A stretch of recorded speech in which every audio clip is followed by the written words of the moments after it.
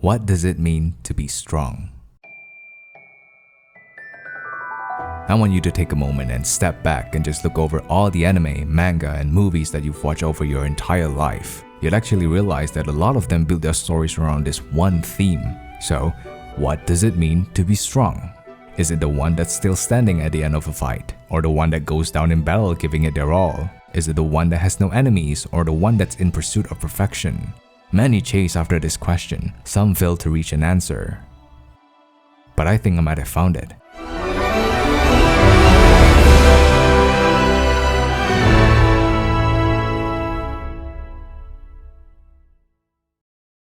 Shinmen Takezo is a brat who loves to fight. It's his sole purpose in life, to be strong. The villagers call him a beast, a demon, an unsightly creature that lives in the woods, detached from the rest. His mother abandoned him and his father never saw him as a son.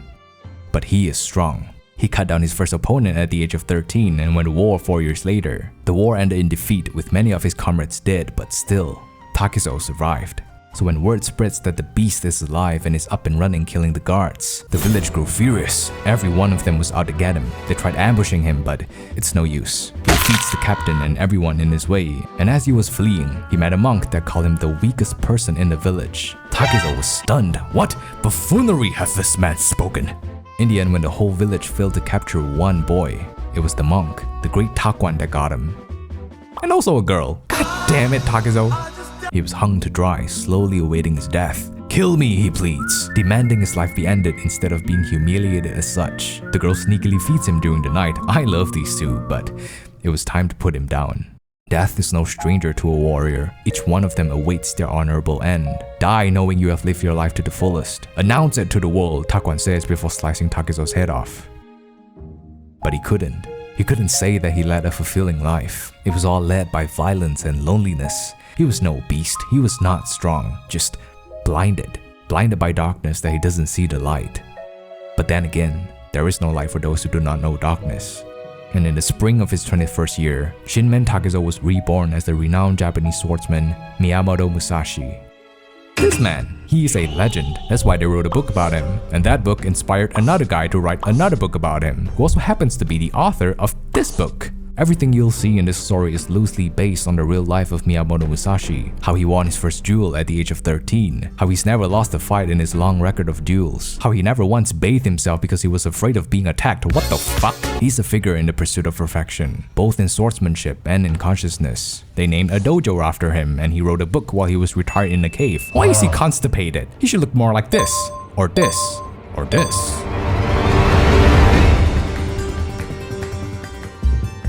Takehiko Inoue is the author behind Vagabond, but to call him an author is an understatement. This man's an artist. You'll find pages of these hyper-realistic drawings, like those tourist paintings that scam people for a lot of money. Except you're getting all your money's worth with this one. It feels like they're looking at you, almost as if they're alive. The same goes with the fights. Inoue draws these badass panels that capture the essence of the fight. One look and you know who's won. Another tells you he's putting it all on the line. One more and you find out just how strong Musashi really is. These aren't just drawings. These are works of art that transcend the confined borders of a manga. I don't know much about art and I don't know what's the pinnacle of beauty, but this looks like perfection to me.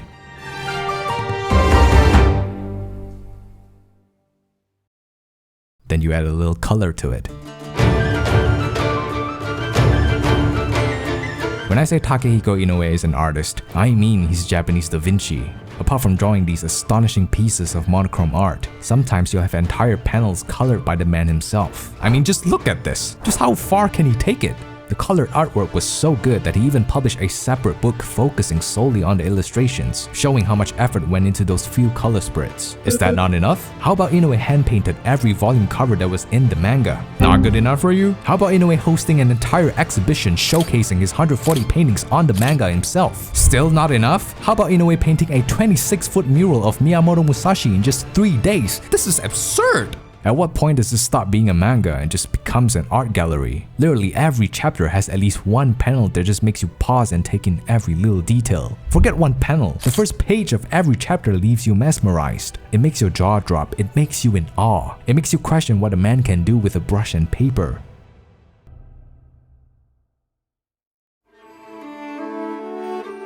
I think the beauty of Vagabond lies in its nomadic nature. I mean, he is a vagabond. He said it! He said the thing! Musashi sets out on a journey to be the strongest under the heavens, the invincible under the sun. He met a lot of people along the way, and each left an impact on his pursuit. This is the brilliance of Inoue as a writer. Every one of these faces doesn't feel like they're just passing by. Instead, they're etched as a part of the story. Some of their stories may stay with you even longer than the protagonist. Not this guy though. Madahachi is Musashi's childhood friend. They both left the village to make a name for themselves, but you'll quickly learn that he's the most worthless piece of shit you'll ever see. Unlike Musashi, who's dead set on being the strongest and even hit dives into a fight against 10 men, Madahachi's a pussy.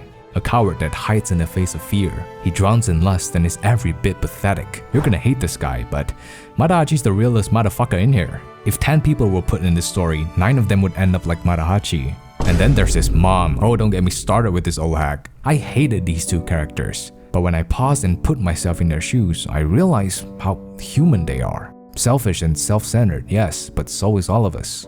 Madahachi was someone born with a silver spoon in his mouth. He didn't need to go to war or take up a sword. He just had to live the life that his mother had worked so hard to prepare for him. Get married, have kids, and lead a normal life. That's it. But he doesn't want that. He seeks out his own purpose in life and ventures off into the battlefield with a single spear. And Granny here is just a cranky old lady that holds grudges, but she's a real one, she really is. Her son is rumored to have gone off with another woman, never to return home, and is out there proudly using the name of a disabled swordsman as if it was his. And deep down, though she knew all of that, regardless of the lies, regardless of how shameful and despicable his son might be, her love never changes. She defends him till her death. It's ugly, but beautiful. Vagabond is not an all-serious manga filled with bloodshed and violence. Even Musashi's character has a bit of humor in him. You can see the funny expressions he makes sometimes. It might not seem much, but that gives him character.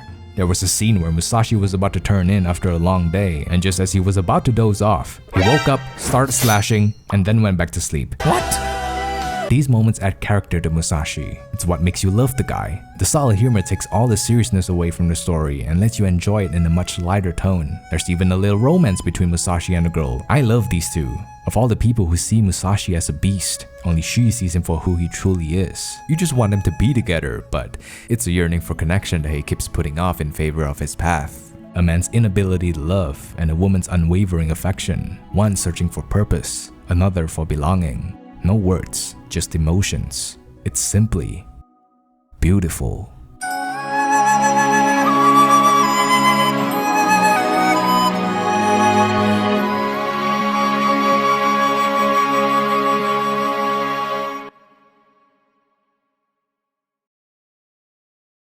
平均すると1時間とか2時間の睡眠になっちゃうんで、あんまりね、こういうこと言うと日本の漫画がクレイジーだって思われるのも嫌なので。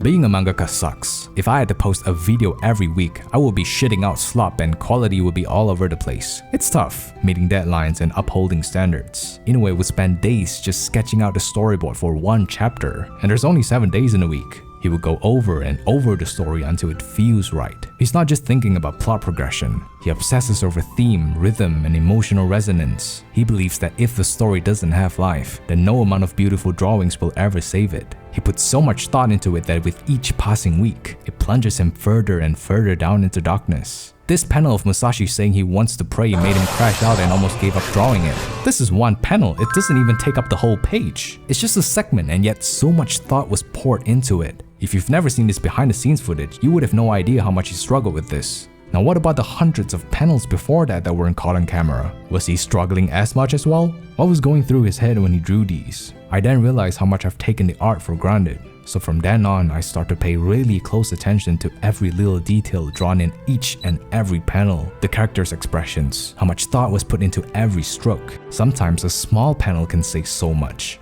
I start to appreciate the story and artwork even more. But sadly, on the 21st of May in 2015, the 327th chapter titled The Man Named Tadaoki would be the last chapter of the manga ever published, and Vagabond would go on indefinite hiatus till this day. Inoue had lost clarity about what he wanted to express through Musashi. In 2008, 7 years before the manga's hiatus, Inoue hosted the last manga exhibition. This was foreshadowing. Before the manga even approached its conclusion, Inoue was already searching for closure. It was an exhibition that kinda serves as an epilogue where we see the older Musashi and the rest of the crew. These weren't prints of existing pages. These were new and original artwork crafted by Inoue himself. This is the closest thing to an ending that we'll ever get. So even though the manga has not technically ended, I feel that Inoue has long made peace with the story and how it's finished. I don't know about you, but that makes me feel like praying. Thank you for your love. Thank you for the heart. There'll never be a long and lonely night again. At its heart, Vagabond isn't a story about killing or victory. It's about self-mastery. You see this cold, brute character matured into someone much more grounded. Musashi's entire journey revolves around refining himself, physically, mentally, and spiritually, to the point of absolute perfection. He is obsessed with becoming invincible, only to realize it isn't something you achieve, but something you understand. To know 10,000 things is to know one well. Instead of chasing the broad title of invincibility, Musashi eventually comes to understand himself. Young Musashi believes strength means violence and victory, that if he can defeat everyone, he'll transcend humanity and reach the invincible state of being. His entire identity revolves around fearlessness and bloodshed. But as the story progresses, his duels leave him isolated. Every time he wins, he feels further away from his goal and further away from humanity itself. The pursuit of perfection can destroy or liberate you. That goes to Musashi, Inoue, or anyone that's on that path. Being strong isn't about how many lives you can take, but whether you can carry the weight of those you've killed. Only later does Musashi realize that true strength lies in restraint and humility. It's not about conquering others, but about conquering oneself, one's ego, fears, and desires. Suddenly, the concept of strength becomes spiritual. He learns that to live is harder than to kill, to forgive is harder than to win, and to accept one's weakness is the strongest act of all. Strength is an endless process, not a state of being. It's a pursuit of harmony with oneself and the world, so I ask, what does it mean to be strong? Well, to be strong is to be at peace with yourself. And that is truly beautiful. Like everyone else, you want to learn the way to win, but never to accept the way to lose. But you can't begin to change yourself in any meaningful way until you confront who you really are. 過去のことを思っちゃダメだよ。未来のことも思っちゃダメ。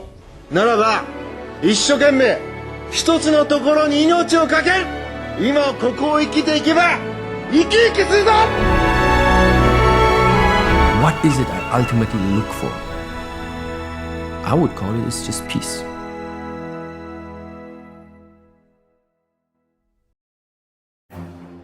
Hello there. Thank you for watching till the end. I hope you enjoyed. I also hope you know that this video is edited to shit. Copyright is like James Stokes, and I'm Dexter Morgan. He's just always up my ass. I had to move mountains to put this video out without getting claimed, which means the edits are cut short, the music sound non-existent, and it's just not the best version that I want to put out. But the original uncut version is up on my Patreon. The better, uncut, unfiltered, early access, music used, and much more for just $5, which is $1 away from $6.